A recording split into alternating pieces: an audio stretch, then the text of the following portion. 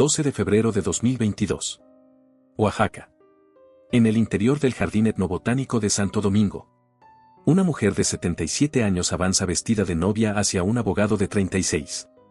En el exterior, los maestros gritan su nombre como si pronunciaran una condena. En el interior hay flores blancas, copas, música, seguridad privada y teléfonos confiscados. En el exterior hay furia, golpes, puertas forzadas, arreglos destruidos y una frase que cae sobre la noche como piedra.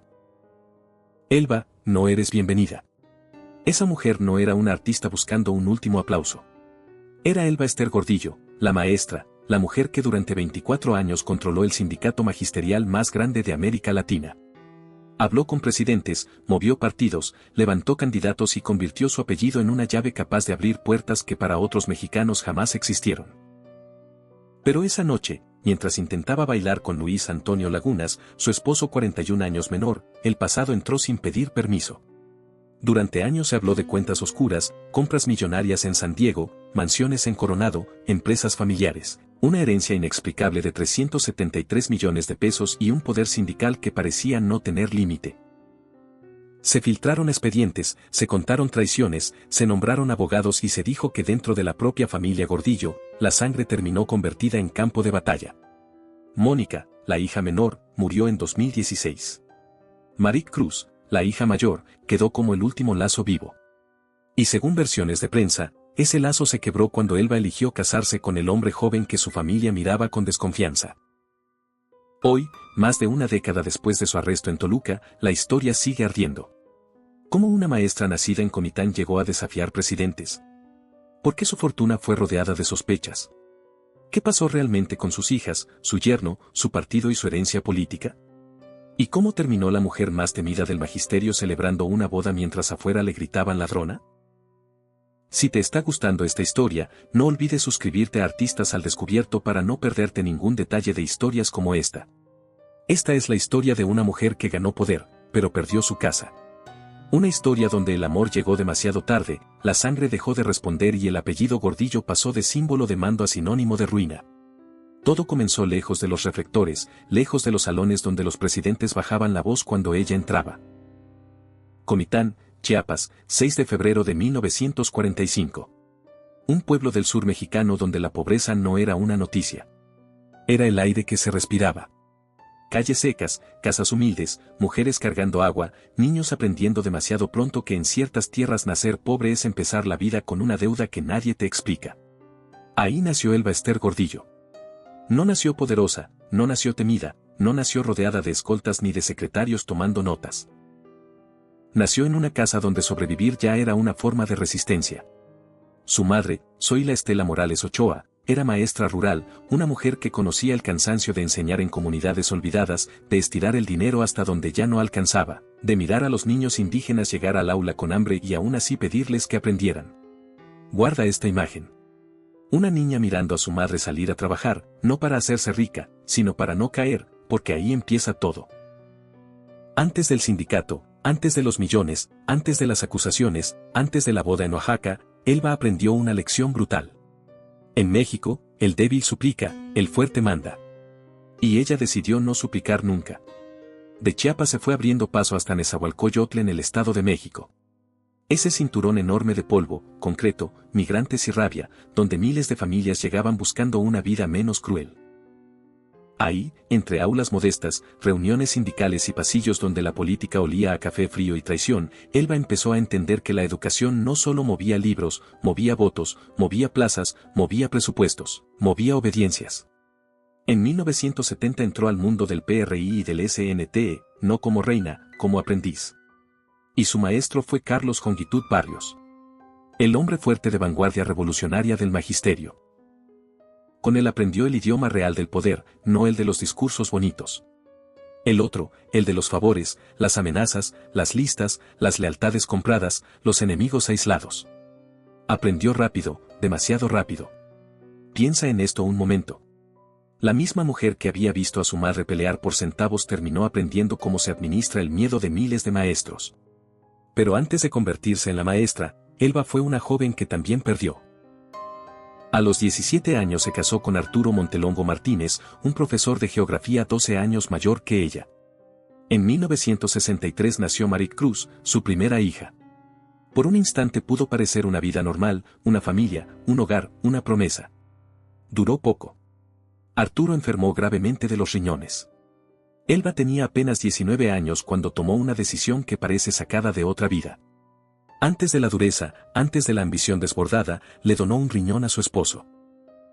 Entregó una parte de su propio cuerpo para salvarlo, pero la medicina de aquellos años no pudo hacer el milagro. El trasplante falló. Arturo murió en 1964. Imagínala, 19 años, viuda, una hija pequeña, una cicatriz en el cuerpo, otra más profunda en el alma. Ese día algo se rompió. Tal vez Elba entendió que amar no bastaba, que sacrificarse no bastaba, que darlo todo no garantizaba que la muerte se detuviera en la puerta. Y cuando una persona aprende eso demasiado joven, puede volverse humilde o puede volverse peligrosa. Elba eligió la segunda ruta. En 1970 se casó con Francisco Arriola Urbina. De esa unión nació Mónica Arriola Gordillo, su segunda hija. Pero el matrimonio tampoco resistió. En 1971 ya estaba roto. 2 hijas, 2 historias familiares fracturadas, 2 niñas creciendo bajo la sombra de una madre que cada vez tenía menos tiempo para abrazar y más hambre de controlar. Y entonces llegó el día que cambiaría la historia sindical mexicana. 24 de abril de 1989. Con el respaldo político de Carlos Salinas de Gortari, Elba Ester desplazó a su propio mentor, Carlos Jongitud Barrios, y tomó el control del SNTE. El alumno devoró al maestro. Durante 24 años, de 1989 a 2013, mandó sobre 1.400.000 maestros. Si aún no te has suscrito, este es el momento perfecto para hacerlo y seguir descubriendo historias impactantes en Artistas al Descubierto. Pero el precio de esa corona ya estaba escrito desde el origen. Para no volver a sentirse débil, Elba convirtió el poder en familia y convirtió a la familia en territorio de guerra. Detrás de la imagen de la maestra había algo que México tardó años en mirar de frente. No solo una dirigente sindical, no solo una mujer dura, no solo una operadora política capaz de sentarse con presidentes y salir de esas reuniones con más poder del que tenía al entrar. Había un secreto más profundo, un sistema, una red, una forma de entender el poder como si fuera una propiedad privada. Porque mientras Elba Ester hablaba de educación, de maestros, de derechos laborales y de futuro para los niños mexicanos, según informes oficiales, el dinero del sindicato seguía otro camino. No iba solo a las aulas pobres de Chiapas, no iba solo a las escuelas sin techo, a los salones con pupitres rotos, a los maestros que cruzaban montañas para dar clase. De acuerdo con investigaciones de la PGR y la Unidad de Inteligencia Financiera, terminó moviéndose por cuentas, empresas, prestanombres y operaciones que parecían diseñadas para borrar el origen de cada peso. Piensa en eso un momento. Una mujer que había nacido viendo a su madre estirar cada moneda como maestra rural. Años después era señalada por gastar millones en tiendas de lujo, vuelos privados, propiedades y tratamientos personales. La niña que aprendió que el dinero daba seguridad, terminó rodeada de cifras que parecían sacadas de una novela de excesos. Entre 2001 y 2012, las autoridades hablaron de recursos desviados desde cuentas ligadas al SNTE. Se mencionaron transferencias, intermediarios, cuentas en el extranjero y movimientos que pasaban por Suiza y Liechtenstein. Y entonces apareció uno de los datos que más golpeó a la opinión pública, más de $2 millones gastados en Neiman Marcus en San Diego. Bolsas, ropa, artículos de lujo, compras que puestas junto al salario de un maestro rural parecían una burla cruel. Pero aquí viene algo que debes guardar en la memoria. El dinero no solo compra cosas, también compra máscaras. Según los expedientes citados durante aquellos años, la estructura no caminaba sola. Había nombres cercanos, había operadoras financieras, había empresas, había propiedades y había una figura que vuelve esta historia todavía más incómoda. La madre de Elba Ester. Zoila Estela, aquella maestra rural que representaba el origen humilde, usada presuntamente como parte de una explicación patrimonial que muchos nunca lograron creer. Después de la detención de 2013 apareció la versión de una herencia millonaria, una madre rural que según esos documentos habría dejado cientos de millones de pesos, 373 millones, incluyendo dinero en efectivo, obras de arte y acciones en empresas. La cifra era tan enorme que parecía no explicar una fortuna, sino abrir otra pregunta. ¿Cómo podía una maestra rural dejar una herencia digna de un magnate? Ahí el secreto dejó de ser financiero y empezó a volverse familiar. Porque cuando el dinero necesita esconderse, muchas veces se esconde detrás de los apellidos, detrás de una madre, detrás de hijas, detrás de empresas que suenan limpias mientras cargan historias demasiado oscuras. Comercializadora TTS de México, Inmobiliaria Galilei, Erispe, nombres fríos, papeles, firmas, capitales. Pero debajo de esas palabras estaba la misma pregunta latiendo como una herida. ¿Cuánto de esa riqueza pertenecía realmente a la mujer que decía haberlo recibido todo? Y como si el dinero no bastara, alrededor de Elba Ester creció otra sombra, una sombra más extraña, más difícil de probar, pero imposible de borrar del imaginario político mexicano.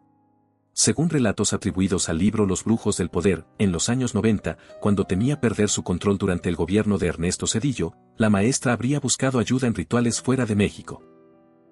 Nigeria, Marruecos, vudú, miedo, poder. Una historia que la prensa convirtió en leyenda negra.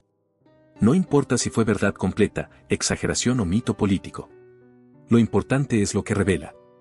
Elba Ester ya no solo quería negociar con hombres, quería negociar con el destino. Y cuando años después se habló de muertes, rupturas y desgracias dentro de su familia, esa leyenda volvió como un eco venenoso. Porque el poder cuando se alimenta de miedo no se queda en los bancos. Entra a la casa, se sienta en la mesa, mira a los hijos a los ojos. El secreto de Elba Ester no era solo el dinero, era creer que todo podía controlarse, incluso la sangre. La herida no terminó en los bancos, no terminó en las cuentas, no terminó en las casas de California, ni en los expedientes donde aparecían nombres de empresas, firmas notariales y cantidades imposibles. La herida entró a la casa, se sentó en la mesa familiar, se escondió entre las hijas, porque cuando una madre convierte el poder en religión, sus hijos no crecen en un hogar, crecen dentro de un cuartel. Maric Cruz Montelongo nació en 1963 cuando Elba Ester todavía no era la maestra que México temería durante décadas. Era la hija del primer amor del matrimonio con Arturo Montelongo, el hombre por quien Elba entregó una parte de su propio cuerpo intentando salvarlo. Maric Cruz llegó al mundo antes de que el poder lo contaminara todo, pero también llegó marcada por una ausencia. Su padre murió en 1964 y esa niña creció con una madre joven, viuda, endurecida, convencida de que el amor no bastaba para proteger a nadie. Después nació Mónica Arriola, hija de Francisco Arriola Urbina. Otra niña, otra promesa de familia, otra oportunidad para que Elba Ester hiciera algo distinto. Pero para entonces la ambición ya había empezado a ocupar el espacio donde debía vivir la ternura. Piensa en eso un momento. 2 hijas creciendo junto a una mujer que cada año tenía más poder, más contactos, más enemigos, más secretos. Una madre que podía hablar con gobernadores, presionar a funcionarios, influir en candidaturas, negociar con presidentes, pero que quizá no sabía cómo sentarse en silencio frente a una hija y preguntarle si estaba bien. Ese es el daño que no aparece en los expedientes judiciales. La vida de Maric Cruz y Mónica tuvo privilegios. Sí. Autos, seguridad, viajes, apellidos que abrían puertas, una cercanía peligrosa con el centro del poder. Pero el lujo también puede ser una forma de abandono cuando se usa para reemplazar el cariño. Elba Ester no solo les dio comodidades, les dio funciones, les dio lugares en su tablero, las convirtió poco a poco en extensiones de su propio imperio. Maric Cruz, junto a su esposo Fernando González Sánchez, quedó ligada al manejo político de la familia. Fernando no fue un personaje secundario, fue pieza clave, un hombre que entró al círculo íntimo y terminó asociado al proyecto de poder que la maestra había construido durante años. En el México de los pactos, donde cada nombramiento podía esconder una negociación, la familia Gordillo empezó a confundirse con la maquinaria sindical. Ya no era claro dónde terminaba el apellido y dónde empezaba el negocio político. Mónica también fue empujada hacia ese mundo. Llegó a ocupar espacios dentro de Nueva Alianza, el partido que nació bajo la sombra del poder gordillista. En apariencia era una carrera pública. En el fondo era otra rama del mismo árbol, un árbol grande, fuerte, venenoso. Porque cuando el apellido pesa demasiado, los hijos dejan de caminar con sus propios pies. Caminan dentro de la sombra de quien los engendró. Y entonces llegó 2013. Elba Ester fue detenida. El avión aterrizó. Los agentes esperaban. La mujer que durante 24 años había dado órdenes, descubrió que esa noche nadie iba a obedecerla. Y mientras ella entraba en el laberinto de cárceles, hospitales, abogados y expedientes, sus hijas quedaron expuestas a una tormenta que no habían elegido del todo, pero que habían heredado. Mónica fue una de las más golpeadas, no solo por la presión política, también por la enfermedad. En 2016, mientras su madre seguía atrapada en ese infierno legal, Mónica luchaba contra el cáncer. La mujer que había crecido dentro del apellido Gordillo, que había cargado el peso de una madre poderosa y una estructura devoradora, se apagaba lejos de cualquier triunfo. 14 de marzo de 2016. Mónica Arriola murió a los 44 años. Guarda esta imagen. Elba Ester, la mujer que había enfrentado presidentes, tuvo que pedir permiso para despedirse de su hija. La mujer que antes hacía esperar a ministros, ahora dependía de autorizaciones, custodios, horarios, trámites. Ya no mandaba, rogaba. Y quizá en ese momento entendió algo que ninguna sentencia podía explicarle. Hay pérdidas que no se negocian. Hay puertas que no se abren con influencia. Después de Mónica, solo quedaba Maricruz, la hija mayor, la hija del primer dolor, la última sangre directa que podía sostenerla. Durante la etapa de encierro domiciliario en Polanco, Maric todavía apareció como presencia cercana, llevando comida, acompañando, sosteniendo lo que quedaba de una madre caída. Parecía una última oportunidad, pero en la familia Gordillo las oportunidades nunca llegaban limpias, siempre llegaban mezcladas con dinero, sospecha, poder y heridas viejas. Maric Cruz no solo era hija, también estaba unida a Fernando González, al proyecto político, a los restos de un imperio que empezaba a partirse. Y cuando una familia ha sido educada para sobrevivir como estructura de poder, el amor se vuelve negociación. Elba Ester había convertido a sus hijas en piezas de su tablero y años después, cuando ella necesitó hijas, encontró piezas moviéndose por su cuenta. El poder siempre cobra en sangre, y esta vez empezó a cobrarle dentro de su propia casa. 26 de febrero de 2013, aeropuerto de Toluca, un avión privado toca tierra y por primera vez en 24 años Elba Ester Gordillo no baja como reina, baja como acusada. Afuera no la esperan los operadores políticos que antes le abrían puertas. La esperan agentes federales, la esperan cámaras. La espera una orden que acaba de romper el mito de que la maestra era intocable. Ese día no solo cayó una dirigente sindical, cayó una familia entera.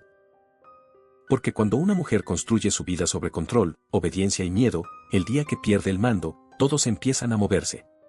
Los aliados se esconden, los enemigos celebran, los subordinados cambian de dueño y los hijos, los yernos, los nietos, los que durante años vivieron bajo la sombra del apellido, descubren que el trono está vacío.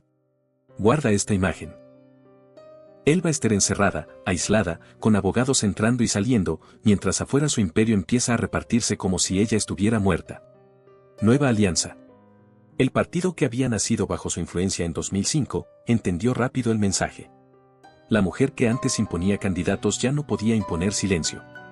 Los que habían sonreído junto a ella comenzaron a tomar distancia. Mónica Arriola, su hija, fue empujada fuera de la estructura política. La sangre ya no protegía, el apellido ya no bastaba. Cuando el poder se pudre, los primeros en apartarse suelen ser los que comieron de él. Pero Elba Ester no sabía desaparecer, incluso desde el encierro seguía pensando como operadora. Si le quitaban el sindicato, buscaría otro camino. Si le arrebataban Nueva Alianza, levantaría otra red. Si el sistema la quería enterrada, ella intentaría regresar por una puerta lateral. Así nació la apuesta de redes sociales progresistas, la última criatura política del gordillismo, un proyecto que, según versiones de prensa, buscaba reunir a maestros leales, viejos operadores, estructuras territoriales y restos de una maquinaria que todavía podía pesar en una elección. Y aquí entra Fernando González Sánchez. No era solo el esposo de Maric, era el yerno, el hombre que conocía la casa por dentro, el que sabía cómo se hablaba en esa familia, cómo se repartía la confianza, cómo se movían las piezas. Junto con René Fujibara, el nieto, quedó ligado a esa nueva estructura que debía servir para devolverle oxígeno político a la maestra. En apariencia era una continuación, en el fondo era una disputa por la herencia, porque la herencia de Elba Ester no eran solo casas, cuentas o joyas, era algo más peligroso. Era una red de obediencias. Piensa en eso un momento. Una mujer presa, debilitada, viendo cómo otros administraban lo que ella había construido durante décadas. Ella que había aprendido a desconfiar de todos, ahora tenía que confiar en su propia familia. Y ese fue el golpe más cruel, porque según distintas versiones, Fernando empezó a moverse como dueño de un proyecto que Elba Ester consideraba suyo. RSP ya no parecía una herramienta para rescatar a la maestra, sino una plataforma para que otros ocuparan su lugar. Después llegó la humillación pública. El partido que debía simbolizar el regreso terminó convertido en una mezcla extraña de candidatos mediáticos, figuras polémicas y apuestas desesperadas. Alfredo Adame, la Barbie Juárez. Nombres que parecían más cercanos al espectáculo que a la vieja disciplina sindical. La estructura que debía resucitar un imperio terminó pareciendo una feria política. En 2021, redes sociales progresistas fracasó, no alcanzó los votos necesarios, perdió el registro, se apagó y con ese fracaso, Elba Ester entendió algo devastador. Su legado ya no le obedecía. Su partido había muerto, su familia se había dividido, su yerno había construido poder propio y Maricruz, la hija que quedaba, estaba cada vez más lejos del corazón de su madre y más cerca de una guerra silenciosa. Cuando Elba salió libre el 8 de agosto de 2018, no salió a recuperar un reino, salió a mirar las ruinas. El poder siempre cobra en sangre, pero a veces cobra primero en traición.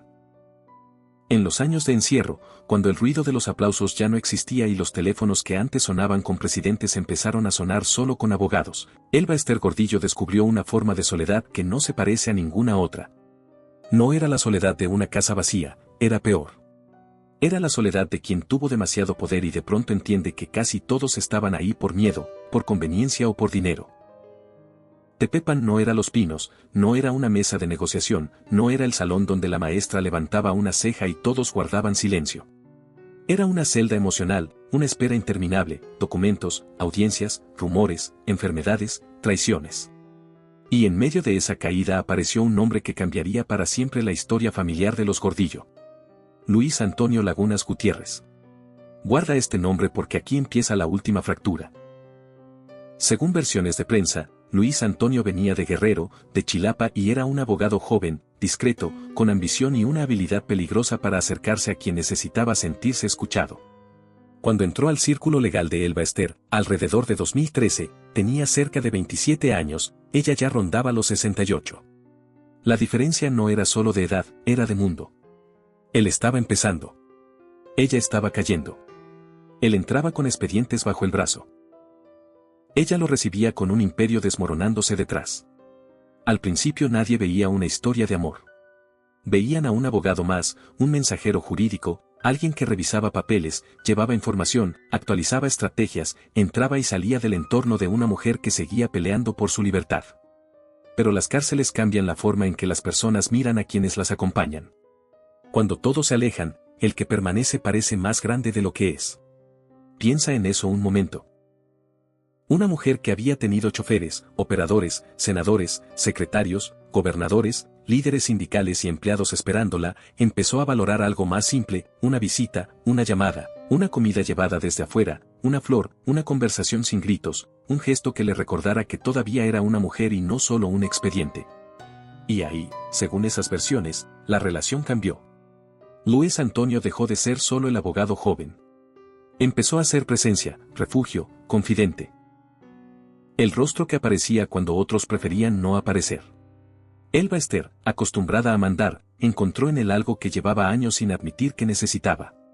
Compañía, no obediencia política, no lealtad sindical, compañía. Pero en una familia herida, la compañía de un extraño puede sentirse como una invasión. Maricruz Montelongo, la hija mayor. La última hija viva después de la muerte de Mónica en 2016, habría visto aquella relación con alarma, no como romance, no como ternura, como peligro, porque Maric conocía el idioma del poder. Había crecido viendo pactos, intereses, traiciones y sonrisas que no significaban afecto. Y desde esa mirada, un abogado joven, 41 años menor que su madre, acercándose cada vez más a una mujer rica, enferma, sola y golpeada por la justicia, no parecía un milagro sentimental. Parecía una amenaza. Según versiones cercanas, la discusión fue brutal. Maricruz habría intentado advertirle que no confundiera atención con amor, que no entregara el último espacio íntimo de la familia a alguien que podía estar calculando cada paso, que pensara en el ridículo público, en la prensa, en los bienes, en el apellido, en el recuerdo de Mónica, en todo lo que todavía podía perderse. Pero Elba Ester no estaba dispuesta a obedecer a su hija. Ese fue el punto más oscuro. La mujer que durante décadas exigió lealtad absoluta, interpretó la advertencia como una traición, como si Maricruz no estuviera protegiéndola, sino desafiándola. Como si la hija no hablara desde el miedo, sino desde la ambición. En la mente de la maestra, el amor de Luis Antonio se volvió prueba de libertad. Si todos la habían abandonado, él no. Si su familia dudaba, él permanecía. Si el mundo la llamaba caída, él la miraba todavía como mujer. Y una mujer que había perdido el sindicato, el partido, la hija menor y buena parte de su poder, se aferró a eso con la fuerza de quien se está hundiendo. En 2016, incluso se habló de intentos de formalizar la unión mientras ella seguía bajo restricciones. Aunque los trámites no avanzaron como esperaba, la decisión ya estaba tomada mucho antes de la boda. Elba Ester había elegido. Y Marik, según la leyenda familiar que creció alrededor del caso, también. La distancia se volvió casi irreversible. No fue solo una pelea por un hombre, fue la explosión de todo lo que venía acumulándose desde hacía décadas. La madre ausente, la hija usada como pieza, el yerno disputando poder, la muerte de Mónica, el dinero, los expedientes, la sospecha, el apellido convertido en cárcel. Luis Antonio fue el detonante, pero la bomba ya estaba dentro de la casa. Y cuando Elba Ester decidió seguir adelante con él, no estaba entrando únicamente a un tercer matrimonio, estaba cerrando la última puerta de sangre que le quedaba abierta. El poder siempre cobra en sangre. Esta vez cobró con silencio. El ciclo no se cerró en una sala de tribunal. Se cerró en Oaxaca, entre flores rotas, gritos de maestros y una mujer de 77 años intentando sonreír como si todavía pudiera controlar la escena. 11 y 12 de febrero de 2022. Elba Ester Gordillo decidió casarse con Luis Antonio Lagunas Gutiérrez. Él tenía 36 años. Ella le llevaba 41. La cifra ya era suficiente para convertir la boda en noticia nacional. Pero lo verdaderamente brutal no fue la diferencia de edad, fue el lugar. Oaxaca, una tierra marcada por luchas magisteriales, por pobreza, por heridas abiertas entre maestros y poder político. Justo ahí, la maestra eligió celebrar su nueva vida. Piensa en eso un momento. La mujer que durante décadas fue vista por muchos docentes como símbolo de control sindical, exceso y traición, escogió uno de los territorios más sensibles del magisterio para levantar una fiesta de lujo, como si el pasado no tuviera memoria, como si los muros del Jardín Etnobotánico de Santo Domingo pudieran tapar 24 años de resentimiento. Dentro todo estaba diseñado para parecer perfecto. Flores blancas, mesas elegantes, música suave, invitados seleccionados, seguridad, teléfonos retenidos, pruebas sanitarias, una boda cuidada hasta el último detalle para proyectar una sola imagen. Elba Ester seguía de pie, seguía siendo deseada, seguía siendo poderosa, seguía siendo capaz de escribir su propio final. Pero afuera la realidad tenía otro guión. Maestros de la sección 22 y la CNT llegaron con furia acumulada. No llegaron a felicitar, llegaron a recordar. Rompieron accesos, empujaron barreras, tiraron adornos, destruyeron arreglos, voltearon mobiliario. La noche que debía consagrar el amor tardío de Elba Ester, terminó convertida en una escena de humillación pública. Mientras ella intentaba celebrar, afuera gritaban ladrona, asesina, no eres bienvenida. Guarda esta imagen. Una novia de 77 años bailando con un abogado joven dentro de un recinto protegido mientras afuera los maestros despedazan las flores de su boda. No era solo protesta, era una sentencia simbólica. El país que ella había querido controlar estaba tocando la puerta del banquete. Y aún así lo más doloroso no estaba afuera. Lo más doloroso era una ausencia entre los invitados, entre las copas, entre los nombres cercanos al poder. No aparecía la figura que podía haber cambiado el sentido de esa noche. Marik Cruz, la hija mayor, la última hija viva. La sangre que, según versiones de prensa, ya había cerrado la puerta antes de que sonara la primera canción. En una boda cualquiera, la ausencia de una hija duele. En esta historia esa ausencia parecía una confesión, porque Elba Ester podía conseguir escoltas, podía conseguir abogados, podía conseguir un esposo joven, podía conseguir titulares, pero no podía obligar a una hija herida a sentarse en primera fila. Después vino otro golpe. Febrero de 2026. Cuando muchos creían que su historia ya pertenecía al pasado, la Suprema Corte y el SAT volvieron a colocar su nombre en los titulares. Elba Ester debía pagar alrededor de 19.200.000 pesos por ISR. Otra vez los números, otra vez los expedientes, otra vez el dinero, persiguiéndola como una sombra que nunca se cansaba. A los 81 años, la mujer que un día movió sindicatos, partidos y presidentes quedaba atrapada entre dos ruinas, la ruina familiar y la ruina fiscal. A un lado, una hija distante, al otro, el Estado cobrando viejas cuentas. En medio Luis Antonio, el hombre que muchos miraban con sospecha, acompañado no de una reina intacta, sino de los restos de un imperio bajo embargo moral. El poder siempre cobra en sangre, pero cuando termina de cobrar también manda la factura. Al final no quedó un sindicato, no quedó un partido, no quedó una corona, quedó una mujer vieja sentada frente a los restos de todo lo que creyó invencible. Elba Ester Gordillo pasó 24 años gobernando el SNT como si fuera un reino privado.